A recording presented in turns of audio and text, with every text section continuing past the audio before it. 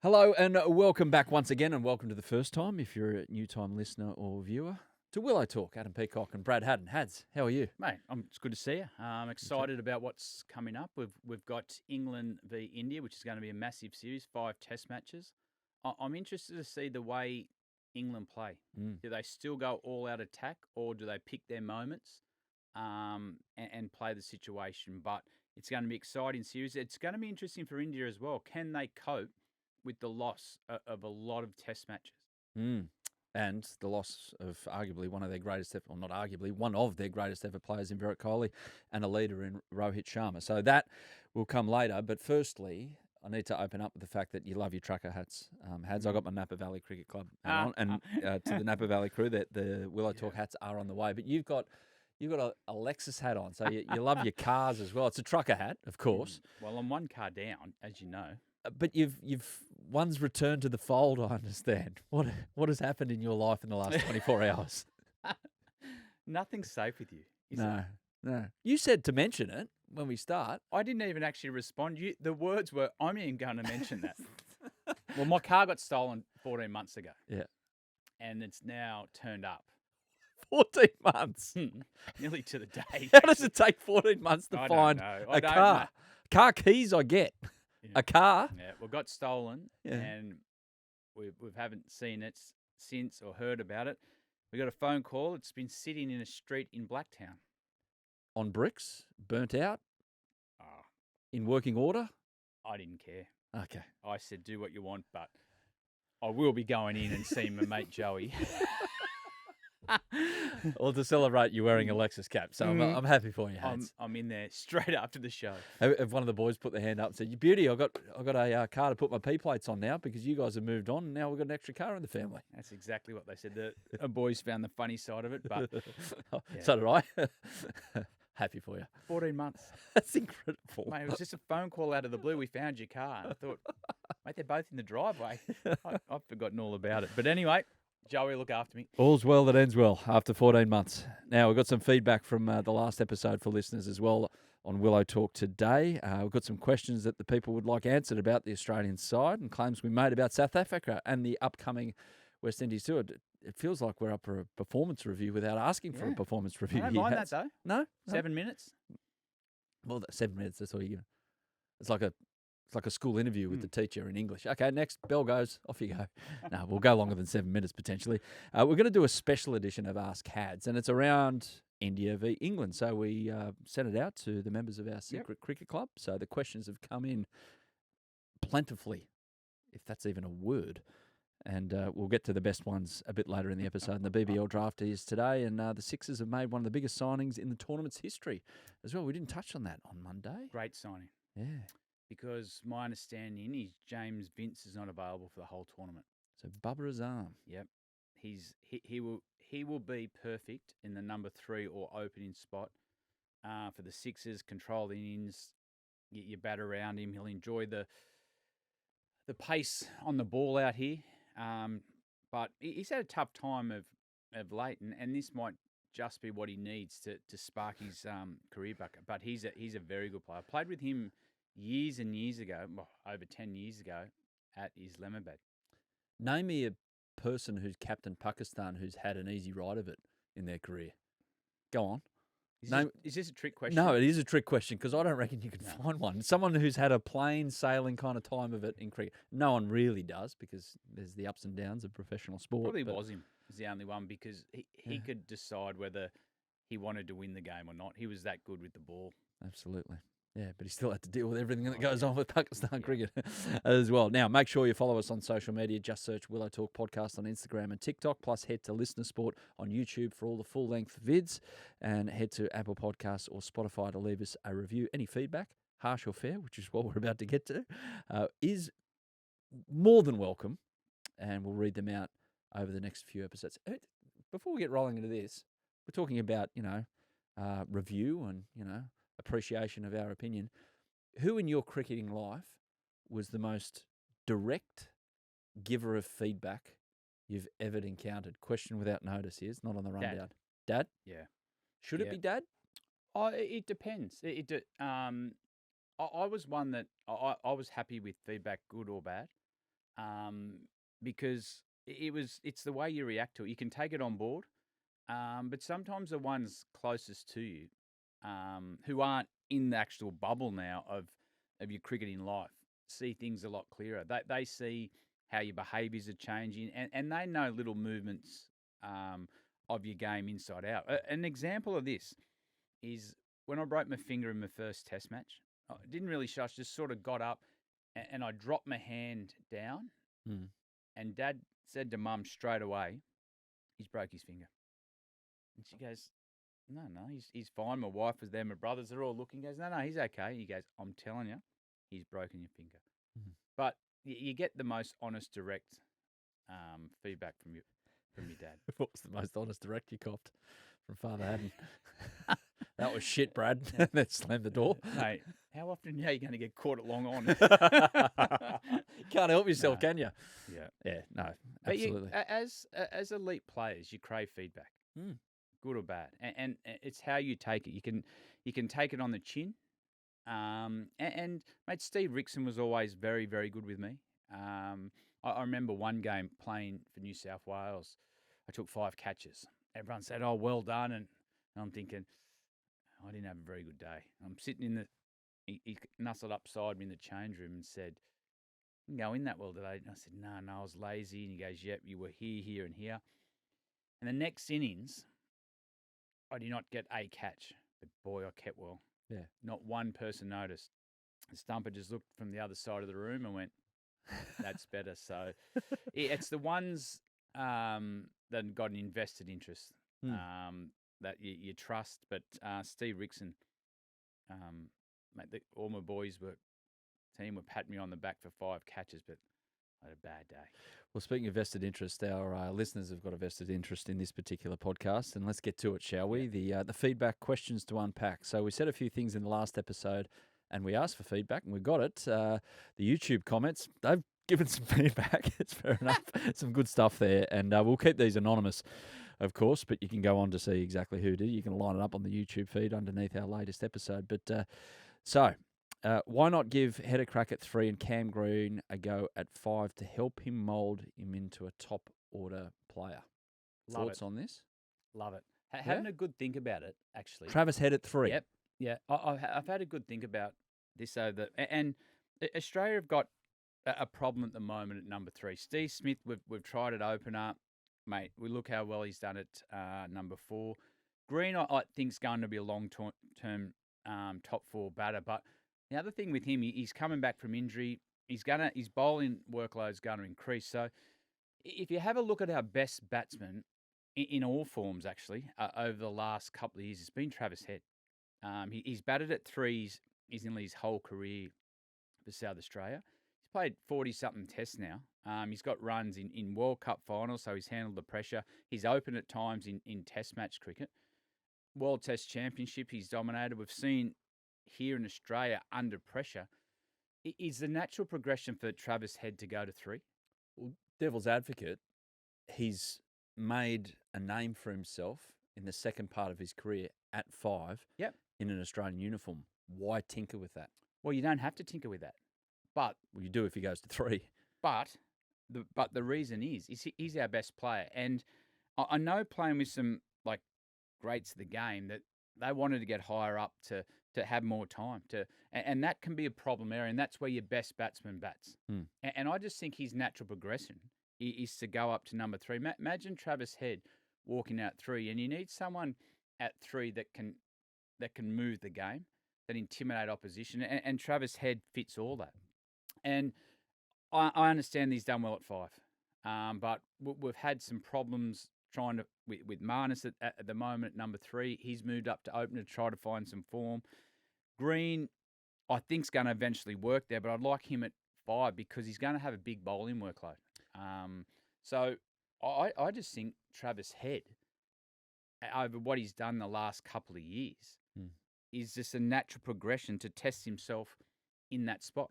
Because as we mentioned the other day, that there is some real thought that will go into the top 6 for the foreseeable future, because as good as our bowling lineup is, the big 4, they're still got the ability on any given any given Test match to take 20 wickets. Yeah. That's not the real concern about scratch your head. How are we going to take 20 wickets? Might not happen every Test match, but more often than not, how do we give them enough runs? Yeah. Well, the other to reason bowl that with 20 wickets. The other reason behind that, we've got to settle on an opening partnership. And we can take a different approach in the West Indies, and this team's done it well, where they've played the conditions, and they've done it in Sri Lanka, they've done it in India. We're going to win in the West Indies. So we need to get an opening combination, someone to partner Usman for the Ashes. So if Sam goes there, I think Travis Head would crave that. I think he'd enjoy going up the top and challenging himself at number 3. As you said, you made a great point. He's played really well at 5. And I can't fault that. But he's 40-something Test matches in now. He's our best player. Your best player normally goes in at number 3. He's shown an appetite to move in the order anyway. He's done it when he's gone to India. He's done it when he's gone to Sri Lanka. So moving up the top doesn't seem to faze him. So why not try Travis Head? Gives you a left-hander at number 3. And the style of game that he brings, it puts pressure straight back on the opposition. Okay. There is reasons. So that's the response to the reaction, and then no doubt there's going to be a reaction to the response to the reaction. Yep. So we look forward to the feedback about Hads calling for Travis Head to go to number 3. A few people also, speaking of openers and the like, few people weren't happy with my throwaway statement that Usman should be mixing Gatorade. I will clarify this. I didn't say should be. I said could be, because I came up with an alternative top 6 that I wanted your appraisal of. You shot it down from the sky straight away. Fair enough. But a lot of people asked calling for Usman's head. That's the beauty of being an Australian cricket fan. Yeah. That you're automatically a selector. And we've got about 10 million of them in Australia. So, okay, so is he a genuine chance not to play in the Ashes? If he does play, will the Ashes be his last series? I mean, that sounds definitive and almost an unfair question to ask. But the first one's really relevant. Is he a chance not to play in the Ashes? Or you're picking him? Well, I think he deserves, with his form over the last 12, 18 months, to be picked. And I think if Usman had a crystal ball, he'd like to finish at the Ashes. But if he doesn't, I actually don't think he's worried. If just have a gut feeling, if his form's not up to it and he loses that passion to get better every day, I think he'll pull the pin. But do I think he'll play the Ashes? Yeah, I do. Okay. I do think he'll play the Ashes. It was a one-off Test match. Before that, he was in great form. I don't think his spot's in any doubt. Well, I full respect for Uzi, and I'm sure he can mix a mean Gatorade. I'm not saying that that's the path forward. Not yet. Threw it up there. Now, another bit of feedback. Pretty arrogant, just assuming Australia will win easily in the West Indies, considering they drew 1-1 in Australia. Good point.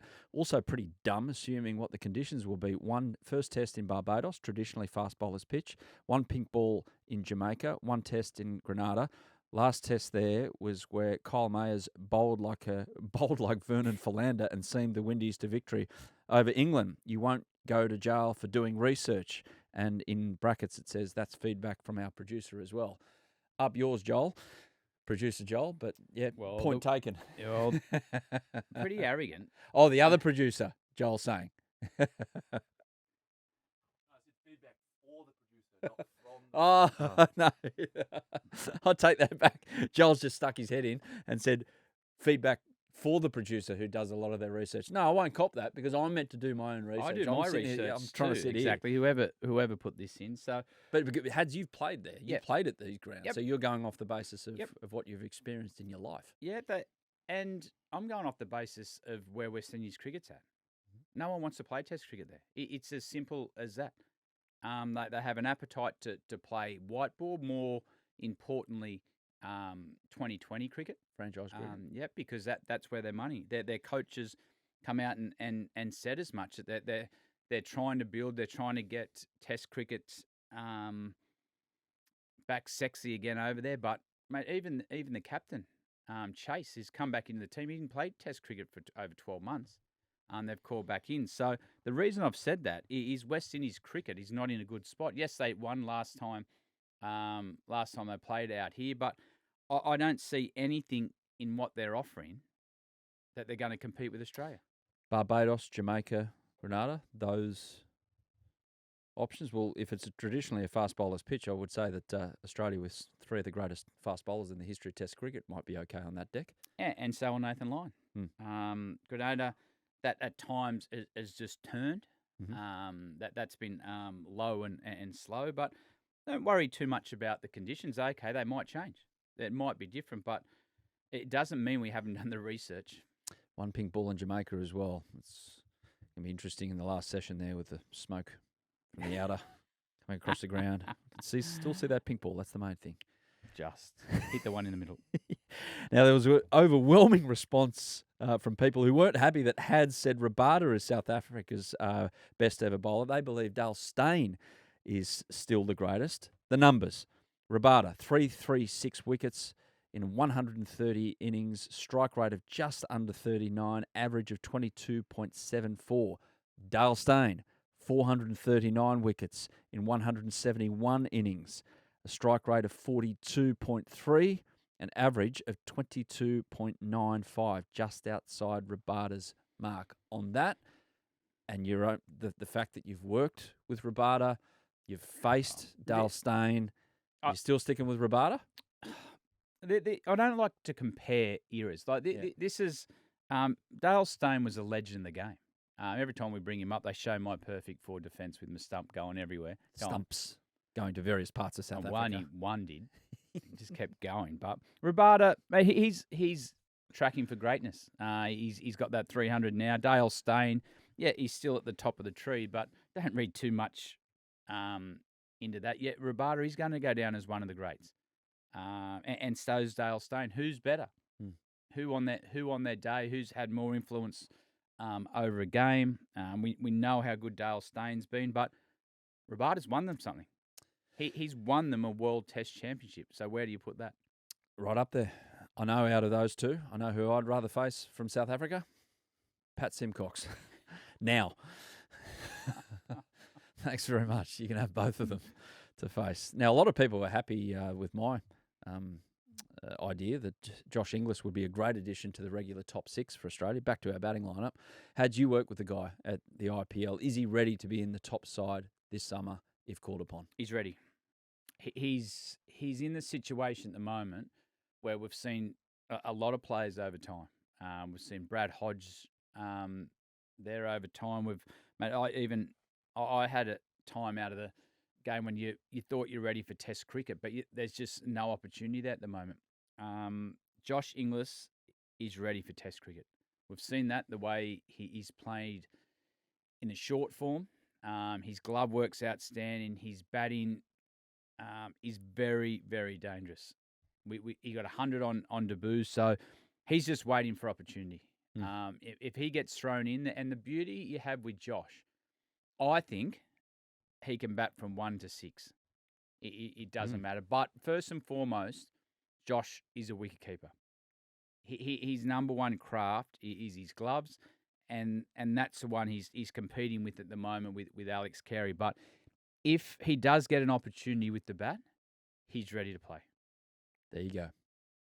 Do we know an update on Steve Smith, by the way? Have you heard from Smudge in the last 48 hours about whether or not he's up for the game in just over a week's time? Well, the good news to come out of it is it wasn't broken. So that's the case. All you then is waiting to get the movement, get the swelling out of it. The wound heals. So compound, stitches in. Stitches in. But I don't get how is that possible? What, it just gets just popped out. Stock. Yeah. We've all had that. Oh. But my daughter actually has in the last week. Yeah. Pop it back in? She wasn't here. She was on a dance tour in America. And I said, stay out of the hospital, otherwise I'm going to have to mortgage the house.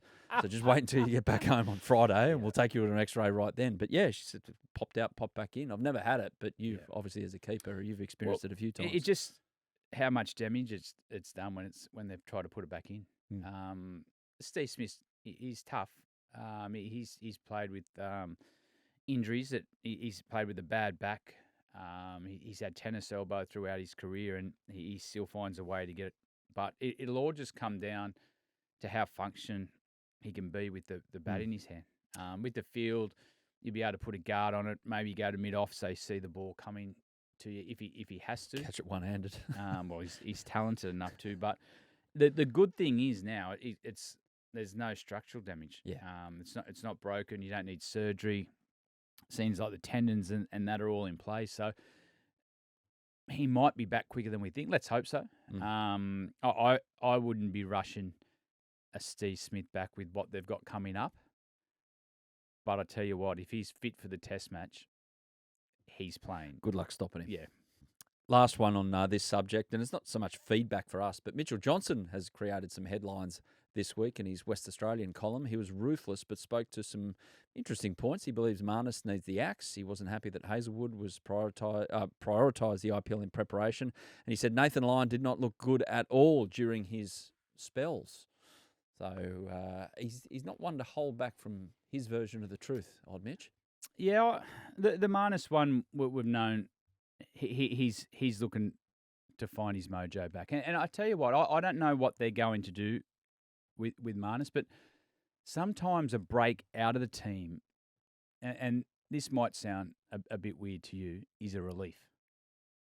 Because what tends to happen is you get into the bubble of Test cricket, and it just rolls on and rolls on, and you haven't got time to sit back and look from the outside, reflect, go and work on some technique stuff you do.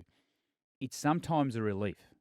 Say, okay, you're out of this team, go away, work on what you need to, not under the microscope of Test cricket, and everything you do is on the front page. So you go away, you work on your game. He won't be lost to Test cricket. I was going to say, don't you have that, though, when you have a break, when there is a break in the calendar? Well, not Or really. is it different? Because you're always thinking about your next Well, innings. you're always in the squad. You're still in the squad. So sometimes when you're left out of a squad, it's actually, okay. It's like a relief goes through your whole body, and you're able to get away. Playing for Australia, you talk about 90% it's in the head, and you get away, look from outside, react to what you need to, go away, work on it, and you come back. It's happened to everyone. Everyone's been dropped at some time, and they've had that moment where you don't realise how much pressure you're putting on yourself till you get away from it. Gilly, the only one this century, isn't it? From an Australian cricket point of view, hasn't been dropped. Yeah, and he was different. He was a freak. Yeah. He ruined the game for a lot of us. He's about the only one, though. Yeah. Even Ricky Ponting got dropped at one stage. Steve Waugh got dropped. Yep. Everyone. And sometimes you're actually craving that phone call. As silly as that sounds, you're craving that phone call, say, okay, yep, we're not taking on this tour. And all of a sudden, the scrutiny's off. Straight away, you relax. They're looking at someone else in your batting position. They're not talking about you. You can go away without the pressure of everyone else's eyes and get your game back to where you need to. Just that one on Nathan. Didn't look good during his spells. He's world class, Nathan Lyon. I can actually see if Nathan's body holds up. I can see him playing 2-3 more years. He's still feeling at point. I don't think we've got anyone in the country that's close to delivering what Nathan Lyon does. So, yeah, I don't think that. And preparation, it's interesting one where he talked about Hazelwood. And these guys have done this for 10 years. And they know now how to get themselves right in different tournaments. And take Arshdeep Singh, who we'll talk about in the next segment. Yeah, so he got called into the Indian squad. Yes, we had a 2020 tournament to play, but he was making sure outside of that, he was getting his loads and that up, so he was ready to play Test cricket. Yeah. So he was doing his all his work away. On the surface, you're only seeing the 4 overs that he bowls in the 2020 match, but he was doing a lot of what he had to do. He had certain markers he had to meet. He had the intensity that it wasn't just about bowling extra 6 overs or bowling extra 3 overs. They had GPS on him. It was about the intensity that he had to bowl those overs to have his body ready for Test cricket.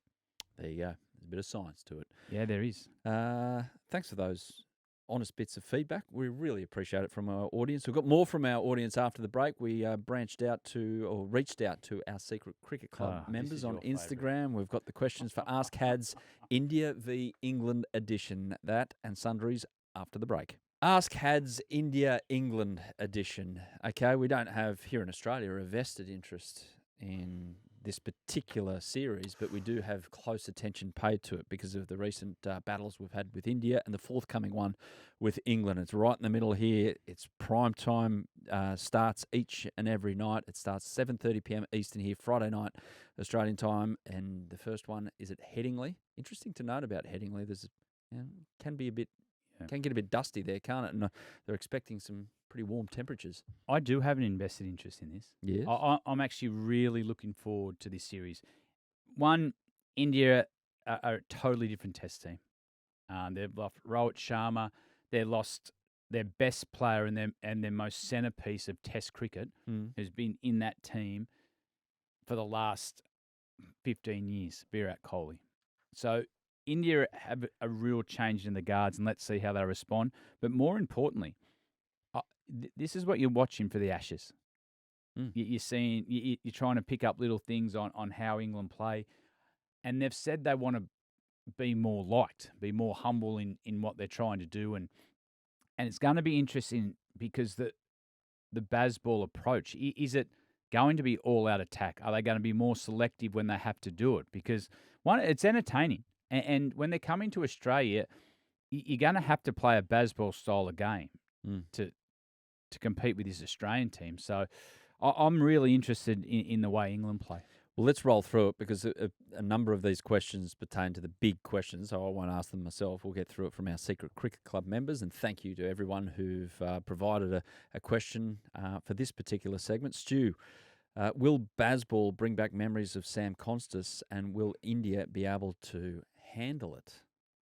So that we only got a flickering of it from Sam Constas. It was that first session at the MCG. It wasn't like all series, but it did stand out like a beacon. But will India be able to repel some different looks from the other end, like if a Ben Duckett gets rolling? I think they'll have a plan for Bazball, and especially over in those conditions.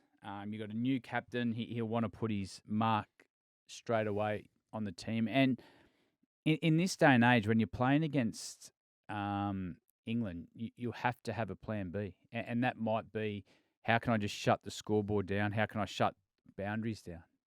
Ben Duckett, we know hits in different areas. It might be going wider to Ben Duckett. He doesn't like to leave the ball. So India will be really well prepared. It's whether their bowlers will be able to execute. They're quicks. Bumrah, Siraj, and who? I think they're going to play 4 quicks. I don't think they'll play ready. So I think they'll play Bumrah, Siraj, and then you got Krishan or Arshdeep, the left-hander. I think they need to roll the dice with the left-hander.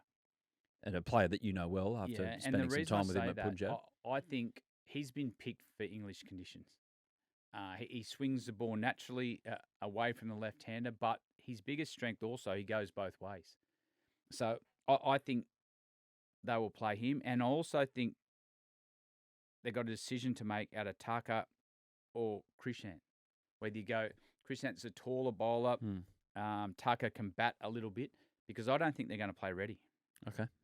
I think Nair will come down, maybe move Pant down to 6, and I think Nair and Sai will both play in the batting order. We've got a question coming up about who plays 3, but yeah, you got Jadeja as well to throw in there, who can obviously be as good with the bat as he is with the ball, and certainly in the field as well. Jat asks, what country was more intimidating to play at in their backyard, India or England? India. Because when we said, we just couldn't find a way to win. Yeah. And you copped the fruit bowl as well that day. I copped the fruit bowl. England I enjoyed playing. Yeah. That was always billed as a massive occasion. The Ashes, you grew up watching that. India slowly now matching the enormity of the series. But India was by far the hardest place I found to win. It was just so different. We've learned a lot now on how to play Indian conditions and how you got to think of the game differently over time. And the modern day pro are playing a lot better than what we did. But India was the most intimidating. Brendan asks, who did you prefer to play, India or England? No matter where, England. Yeah, I enjoyed everything about the theatre of an English tour. I enjoyed the Barmy Army. I enjoyed the scrutiny you're under everywhere because they hated us. And no matter where you went, everyone had an opinion on the Ashes. And being involved, I didn't play, but being involved in the energy of the 2005 series, I was only young, and I'd never, ever seen energy like that around a country. Like, India's obsessive. It's a religion, but everywhere you went, that the whole country was just absolutely buzzing with the standard of cricket that we're playing, and that England were about to knock this great Australian team off. And they did. Wilco asks, will England select the best 11 from this series for the Ashes or base it off conditions in November? I think they're pretty much sorted on their batting group, and then their bowling group. I think they need a big crop of bowlers, and that's what they're building up for. Which they're dealing with right now because... Well, it's a good thing. They've got about 4 or 5 out for this first test. Wood and Archer are going to be both on the plane. Yeah. What sort of role that they play in Australia, but they want them on their plane. They want pace. I think Ollie Steyn might also be injured. Gus Atkinson. Atkinson. He'll definitely be on there as well. So what England are doing is building out of necessity a big group of fast bowlers, and that's exactly what they need. It's not a small cartel; it's a big cartel. It's a huge cartel. It's a massive cartel, and that's what they're going to need. We've seen Wood. He's not going to play 5 tests. Archer, you want him coming in Australia fit and being able to intimidate. Mate, you definitely want him in that first test in Perth. So I think their batters are settled, and I think they're building a good group of fast bowlers to bring to Australia. Aspias, Indian captain Shubman Gill doesn't have a good record overseas. Having a look at it, and the stats are in India. He averages 42. He's played the majority of his test matches there. Bangladesh, about 40. Australia, 35 he averages. But then there's a big slide. The Windies, where he's played a couple of tests, 22. Yep. South Africa, under 20, 18. And England, where he's played only 3 test matches, 15. Yep. Big call. To pick a guy as captain who is, for the last 3 years, he hasn't been set in stone in the lineup. But that's the way they've gone. Yeah, it's going to pay off. The one thing, captaincy looked like it suited him in the IPL. He did a really good job in the IPL. He didn't get flustered. He looked like he had a really good relationship with his bowlers on the field, which is important. And it didn't affect his batting. He got some really good runs with Sai at the top of the order in the IPL. And sometimes when a player takes leadership role, yes, your batting can go the other way. You can go downhill. But sometimes they enjoy that extra responsibility of this is my team now and I've got to be the one to make a difference. So he's got a lot of pressure on him, Gill. There's no doubt about that because he hasn't been in great form in this format for some time. But maybe the captaincy is just something that he needs. It could go the other way. It could overburden him. But what I've seen in the IPL, he has enjoyed that leadership. The other thing, with the leadership is he's lost a lot of senior players. So he's... But a guy like KL Rahul is going to be huge for him. Well, given how calm that guy looks. Well, he's calm. You've got Pant, who at times found things hard, I reckon, captaincy-wise. Jadeja. Bumrah, latest captain. Yeah, but it's going to be difficult. But everything's pointing towards that. He'll handle it. Wizzer, who do you think, just briefly, will be the key player for each team to succeed? He's got key players, but we'll sharpen the focus, shall we? India? Yeah, Jaswal and Yeah. KL Rahul. With the way English conditions will be, they need to start well with the bat. Yep. If they don't start well with the bat, they've got an inexperienced, very talented, but an inexperienced middle order. And if they get exposed too early, I think it could be some trouble times for India. So I think the Those two two. openers have to have a big series. England? England, I think they're pretty settled on their batting order. But another one at the top who's got a big series against some quality fast bowling as well is Zach Crawley. He got 100 last Test match. This is going to be a real acid test to see if he's going to make the tour. I think to Australia. So he's got a big tour. Well, it's the hardest task in cricket right now, surely. It is. That if you're facing the first ball of an innings and Jasprit Bumrah is off at the top of his run-up, which is just next to the umpire in the first place, and he's got the new pill, good luck. Yeah, so I think there's a lot of pressure on Duckett as well, but there's a lot of pressure on Crawley.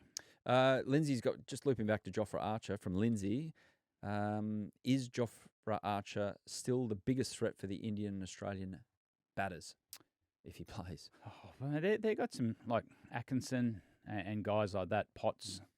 Now, they're starting to build up a pretty good cartel, as you said, of bowling. Big cartel. Yeah, big cartel. Like you got Wood. England's big cartel.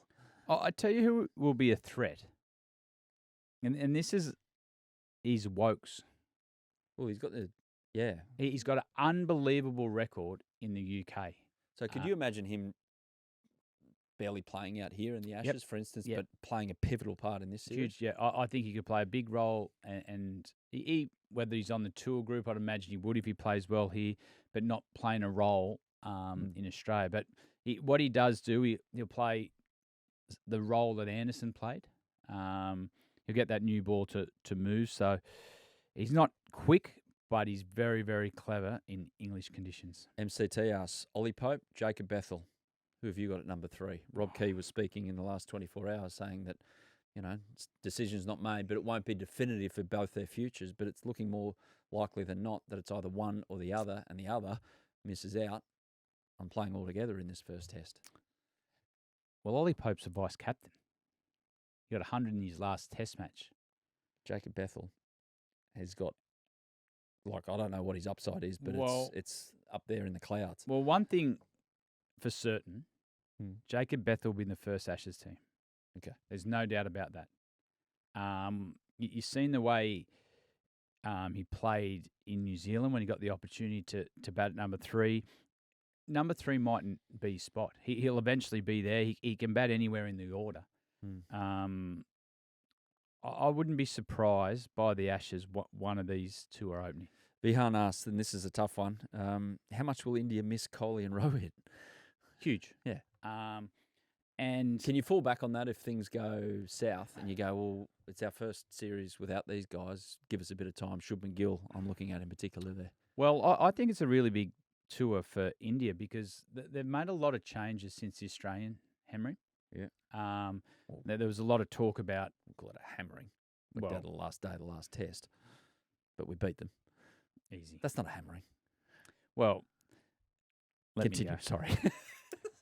They've made a lot of changes since that tour out here to Australia. Yeah. Mate, there was a lot of talk about there was too many entourages on tour. Players were getting a bit distracted. And Gotham Gambhir has put his neck out and said, no, this is the way we're doing it. This is how we're going to move forward.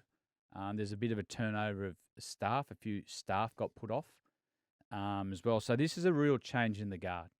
You've got a new captain who's, as you've said, he's unproven. So no doubt Kohli and Rohit are huge losses. And you'll see that. Watch closely when they first get put under pressure. There'll be a time when the group gets put under pressure, whether Harry Brook or Crawley or whoever, someone's going off and see how they react. And that's then we'll get a really feel of what this new Indian team is going to look like. Who plays 3 for India? Sai. Yeah. So there's a question here about Sai. Amama. Amama. Leave that pronunciation out there, and apologies if I've even missed the mark with those 2 guesses. But what do you think of Sai as a potential number 3 for India? That's the direct question. I think he's suited. Watching the way he played in the IPL, he was a form batter for the whole tournament. He had an appetite to get hundreds. And at number 3, you need someone capable of being able to bat in different gears. And that's what impressed me with Sai. He could go up and down gears. He realised when he had to be a bit more proactive in the game, or he realised when he had to get through a moment. And Test cricket's all about winning moments. So I think he's number 3, and I think his personality and style of play will suit. John asks about weaknesses. What are the weaknesses in each side? Important in Test cricket because they're the things that. Well, I think that the weakness in India is their inexperience. Yep. I think they brought a team over here that's new, and whether they can stand up to the cauldron of Test cricket, we don't know. They've got no Kohli or no Rohit Sharma now to fall back on, and I think the weakness of England is their willingness to understand different moments of the game. We all love what Bazball brings, that there's sometimes you have to just play a traditional style of game because that's what the game says. The game says we've got to get through this and then we can accelerate. So I'm interested to see if England will learn, because I think we're going to see a mix of Bazball, but I think we're also going to see a bit smarter cricket from England. So they're not going to be the types who it feels like their cricket in the Bazball era is the type of personality that would bring some vodka Red Bulls to a Sunday morning christening with the family. It's just uncalled for sometimes. There's a time and a place for that kind of behaviour. It's probably 5 o'clock with your mates on a Saturday afternoon. It's probably not with Arnie Jan welcoming Bubba Brett into the world at the local church. Hey, who wants a body Red Bulls? Just calm down, everyone. Just calm down. So you reckon they're going to try and find a balance? Well, I'm interested to see. To win in Australia, they're going to have to be brave, but they're also going to have to be smart and recognise moments. So a lot of talking's come out of England the way they want to be seen by the public, and they feel like there's been a bit of a disconnect with what they've been saying. And Rob Key's come out and said that as well. They've got to be smarter with the messaging. So they won't lose Bazball, but they just got to understand moments. They could start by having a little end of series drink with the opposition. Didn't happen last time we were over there, but by the by, we've easily forgotten about it here in Australia, of course. Oh, we won't when the first test starts. Last ones. Okay, Alex asks, if England defeats this new Indian side at home, could they be the favourites for the Ashes? I don't think they'll be favourites on home soil.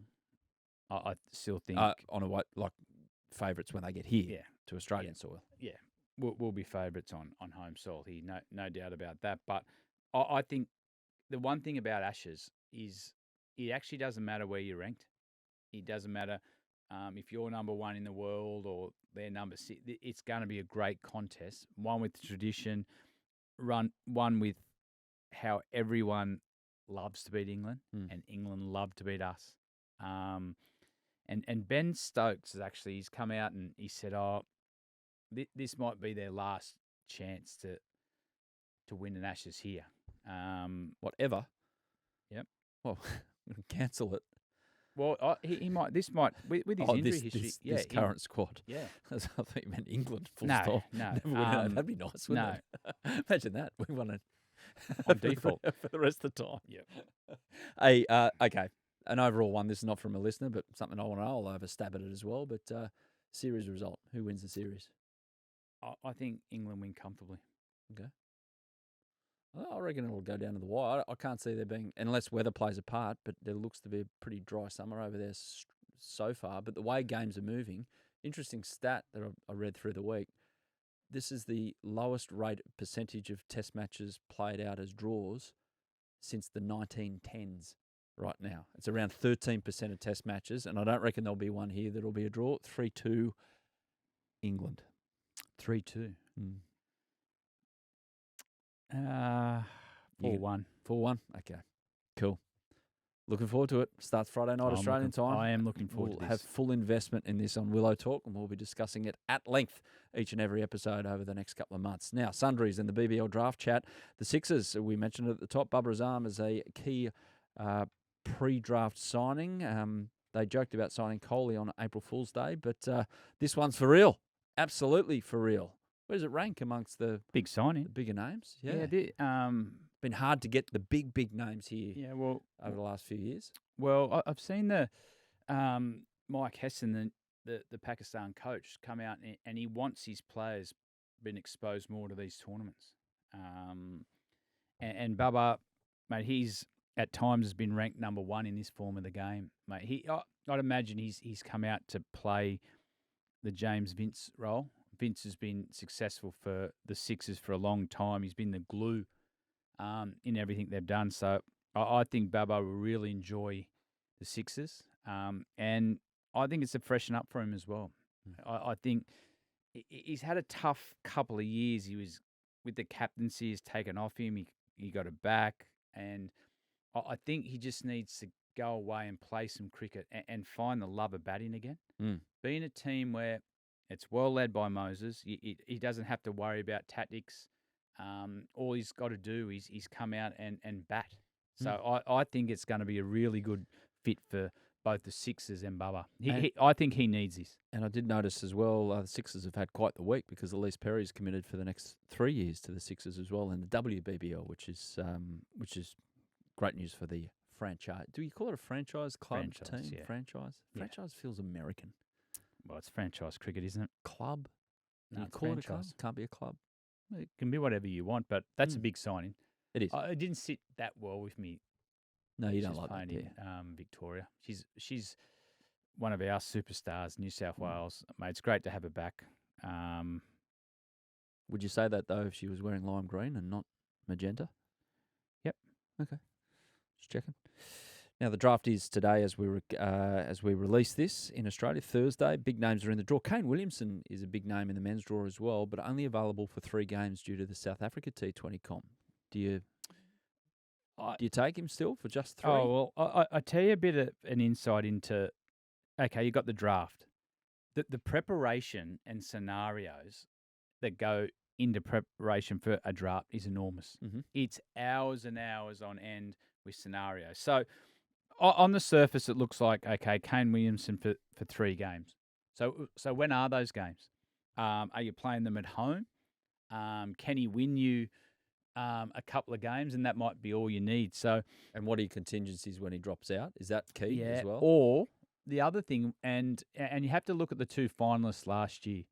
Chris Jordan was very attractive to the Hurricanes, and Sam Billings to the Thunder for one reason.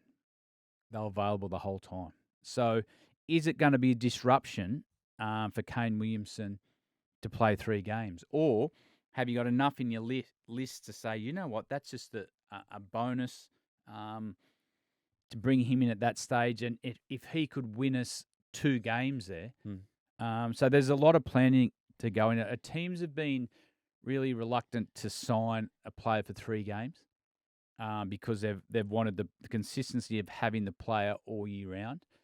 But these conversations could be 2 days or 3 days. The scenarios you come up with, you need to draw. Where's he going to play? What travels he got? Has he got a couple of days training? So there's actually a lot that goes into a decision like that. It's not off the table. Yeah. It's just where, like, if you had 3 home games, say the Thunder. Yeah. And if the wicket's the same, someone like Kane Williamson to bat around their group, like a Warner, Sam, whether he'll be there, Bancroft, to get to 160 might win you 2 games out of those 3. So a lot that goes into that. There'll be some signings like, okay, we've got Kane Williamson for 3, but this is the one we're going to replace him with for 8. So so much goes in there. Having been through this process, you could be on this conversation for hours. Fries your head. Yeah. Nathan McAndrew, 2 fifers last week over in county cricket against Glamorgan. He's 5 for 19 and 6 for 21. He looks like a bloke that just always rocks up and gets it done, whether or not it's taking wickets for fun or does a job for his team. Is he the modern day Peter Siddle? Well, he'd like to be Lion-hearted. He's lion-hearted, but I tell you what, he must be close to Australian selection. Around the group, around the mark. He's done it in all forms. He's led that bowling attack for some time in South Australia. Mate, he can bat a bit. Mate, he's good in the field. I reckon at some stage, especially with what we've got coming up with Test cricket, we're going to see. I reckon he's going to get an Aussie jumper at some stage. Okay, there you go. New Zealand legend Sophie Devine is set to retire from one-day cricket post the 2025 World Cup. She's one of 3 players in women's cricket to score over 3,500 runs and take over 100 wickets in women's one-day international. So a legend. Congratulations. Departs for New Zealand. To Major League Cricket just quickly as well. Interesting tournament. Xavier Bartlett, 59 not of 25 to win for his San Francisco Unicorns. Did you know he could bat like that? I've got a funny story. Xavier Bartlett can bat. He can? Yeah. And I remember him telling us during IPL, he got a couple of scores in first-class cricket. And I think he was on 60 at one stage. He goes, I was batting well, I was controlling the game, and I was thinking, how am I going to celebrate my 100 out? But he actually he had a session with Ricky Ponting. Yeah. And they picked up something he wasn't picking his back lift up early enough. The top of his bat was pointing down too long rather than up. Anyway, it changed. He started hitting the ball miles. And watching this innings, he was working on all those things. He was amazing. He walked out of that net with Ricky. He had the biggest smile on his face because Hopesy and I James Hope was saying, mate, we didn't think you could spell bat today. Yeah.